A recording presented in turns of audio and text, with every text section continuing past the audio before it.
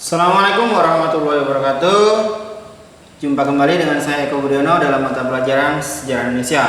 Pada pertemuan kali ini kita akan membahas mengenai pergerakan nasional Indonesia. Kita mulai dari ciri-ciri perlawanan pada abad ke-20 ya. Politik etis itu melahirkan kelompok-kelompok terpelajar. Nah, ini kemudian mempengaruhi perlawanan pada abad ke-20. Jika sebelumnya perlawanan itu bersifat kedaerahan, dipimpin oleh kaum bangsawan atau tokoh-tokoh ulama, maka pada pergerakan nasional perlawanan itu dipimpin oleh kelompok terpelajar melalui jalur-jalur organisasi. Kemudian jika pada sebelum abad ke-20 itu perlawanan bersifat kedaerahan, ini perlawanan sudah bersifat nasional dengan memiliki tujuan yang satu, yaitu Indonesia merdeka, berbeda dengan sebelum abad ke-20. Kemudian jika sebelum abad ke-20 itu perlawanan itu apabila bersifat tokoh, apabila satu tokoh ditangkap maka perlawanan berakhir, maka perlawanan pada abad ke-20 ini karena terjadi yang namanya kaderisasi dan regenerasi, ketika satu tokoh tertangkap maka tokoh terpelajar yang lainlah yang akan menggantikannya. Itu ciri-ciri perlawanan pada abad ke-20. Kemudian faktor yang mendorong terjadinya pergerakan nasional ada dua jenis ya. Yang pertama faktor intern, kemudian yang kedua faktor ekstern. Ya. Faktor internal itu berasal dari dalam negeri Indonesia. Di antaranya yang pertama yaitu politik etis yang melahirkan kaum-kaum terpelajar. Karena terpelajar mereka memiliki kesadaran sendiri secara nasional. Kemudian mereka mencoba melakukan membuat organisasi untuk melakukan pergerakan nasional. Kemudian dengan berkembangnya teknologi dan informasi seperti ini memudahkan transportasi sehingga antara satu daerah dengan daerah yang lain terjadi komunikasi dan mereka mempunyai perasaan senasib. Akhirnya mereka mencoba melakukan perlawanan melalui jalur organisasi atau pergerakan nasional ini. Kemudian perasaan senasib sama-sama sebagai bangsa yang terjajah. Karena perasaan inilah mereka kemudian menyatu untuk melawan penjajah dalam jalur organisasi. Kemudian yang selanjutnya yaitu kenangan akan kejayaan Indonesia pada masa lalu. Seperti pada masa kerajaan Hindu dan kerajaan Buddha, Indonesia sempat memiliki wilayah yang luas dan jaya seperti pada masa kerajaan Sriwijaya dan kerajaan Majapahit. Kemudian faktor eksternal atau yang berasal dari luar negeri, diantaranya yang pertama itu kemenangan Jepang atas Rusia. Kita tahu Jepang itu tampil sebagai satu-satunya negara di Asia yang menang melawan kolonialisme, ya, menang melawan bangsa Eropa. Nah ini kemudian menimbulkan semangat bagi bangsa-bangsa Asia yang lain untuk melawan bangsa Eropa. Artinya bangsa Asia pun bisa menang melawan bangsa Eropa. Kemudian yang kedua, munculnya paham-paham baru. Ada liberalisme, ada komunisme, ada isme-isme yang lain. Ya. Paham-paham baru inilah kemudian memicu terjadinya pergerakan nasional. Kemudian pergerakan nasional yang terjadi di berbagai daerah.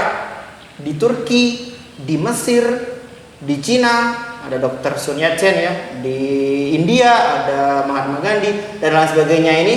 Kemudian memicu terjadinya pergerakan nasional. Oke. Kita mulai masuk ke periodisasi pergerakan nasional.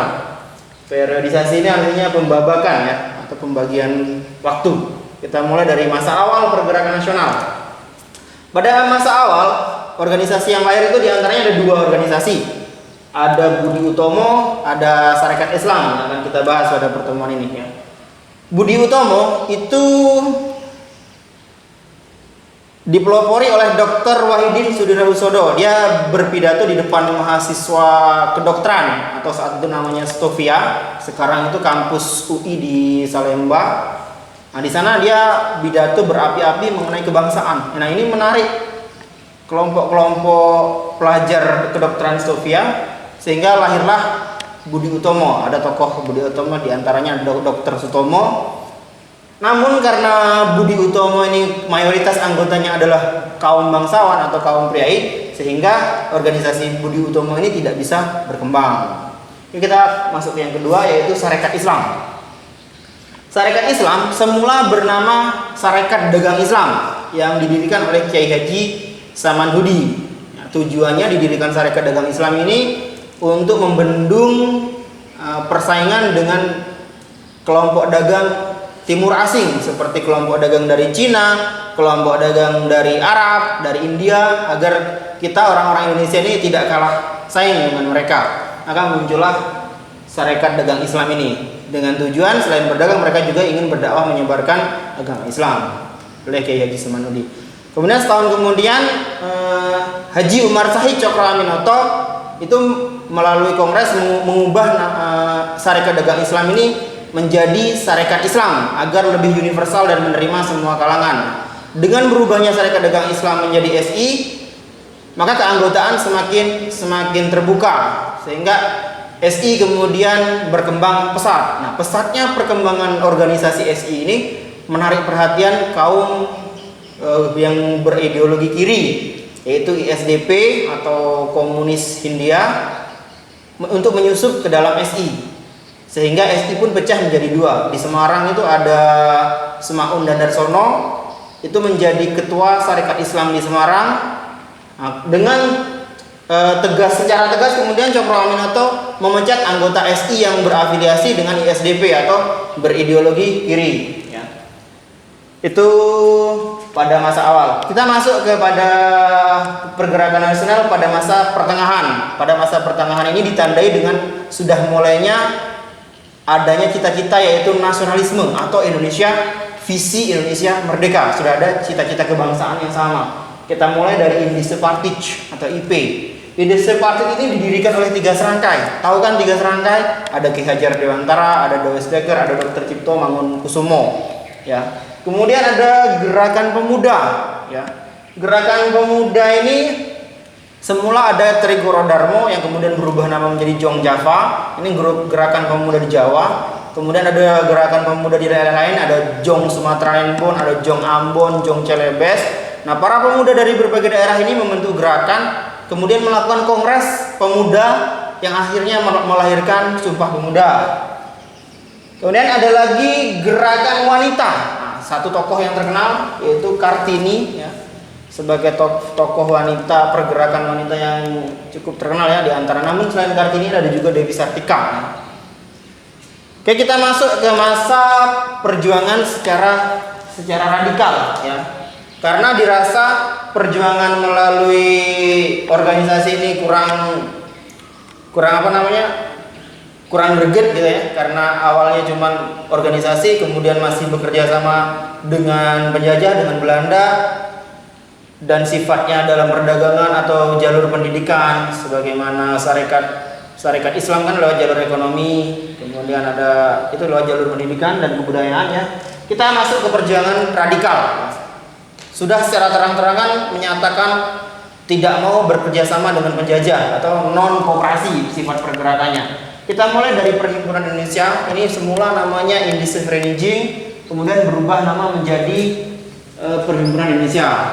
Kemudian ada PNI atau Partai Nasional Indonesia, ya, yang digawangi oleh Insinyur Soekarno dengan sebuah visi self help atau menolong diri sendiri. Dan visinya diantaranya ada gerakan seperti ciri gerakan Marhaen, ya. Kemudian ada Partindo. Nah, Partindo ini lahir setelah Insinyur Soekarno ditangkap oleh Belanda karena dianggap gerakannya membahayakan pemerintahan Belanda. Sehingga orang-orang yang tersisa di PNI itu kemudian mendirikan Partindo.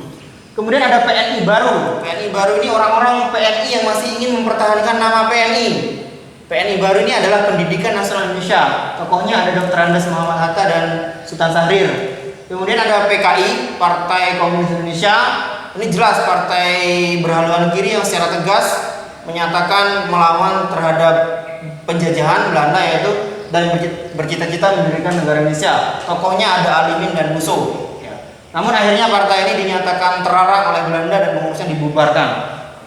Nah, karena banyaknya tokoh-tokoh aktivis yang ditangkapi kemudian diasingkan, nah ini membahayakan bagi organisasi pergerakan. Maka kemudian tokoh-tokoh pergerakan merubah strategi, mereka menggunakan, maka masuklah fase yang keempat, yaitu masa perjuangan secara bertahan, yaitu sudah mulai sedikit lunak dengan Belanda, yaitu kita berjuang melalui Volksraad atau Dewan Rakyat ya.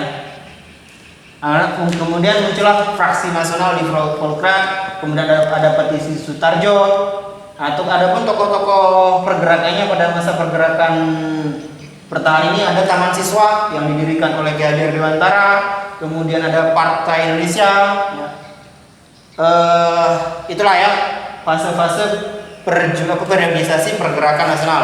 Detailnya bisa kalian baca di modul. Kemudian untuk tugas kalian yaitu ini kan banyak organisasi-organisasi pergerakan nasional. Silakan kalian tuliskan organisasi-organisasi nasional dari awal sampai akhir dalam kertas. Kemudian siapa tokoh-tokohnya, bagaimana langkah-langkah perjuangannya, kapan didirikan. Yaitu tugas kalian.